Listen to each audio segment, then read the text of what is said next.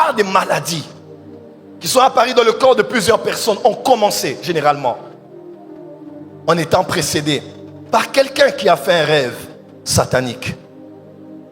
La plupart des disputes qu'il y a dans les couples qui emmènent à des scandales et à des divorces ont été précédés par des rêves sataniques.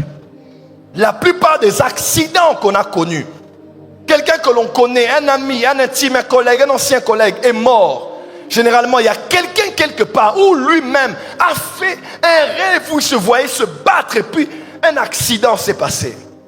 La plupart des scandales qu'il y a eu dans la vie de plusieurs ont été précédés par des rêves sataniques.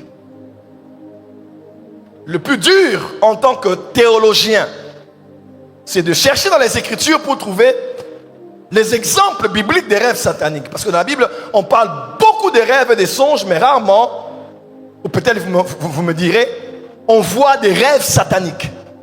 Mais ça ne veut pas dire que parce que ce n'est pas écrit, que ça n'existe pas. Parce que moi, ainsi que vous y compris, avons à plusieurs périodes de nos vies reçu des rêves sataniques. Des rêves durant lesquels l'ennemi est venu.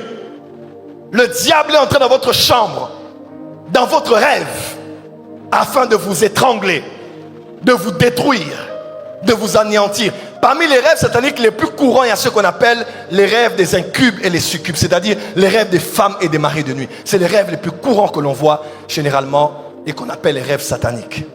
Dis à ton voisin, cette semaine, abat les rêves sataniques. Change de voisin, dis voisin, cette semaine, je vais en finir avec les rêves sataniques. Dis à ton voisin, lorsqu'un rêve satanique viendra, je saisirai l'épée, je saisirai le feu, je saisirai le sang, je saisirai les armes, j'entrerai dans le rêve, en âme et conscience, je combattrai les ennemis, je vais les poursuivre et je vais les anéantir. Et je sortirai de ce rêve libre et vainqueur au nom de...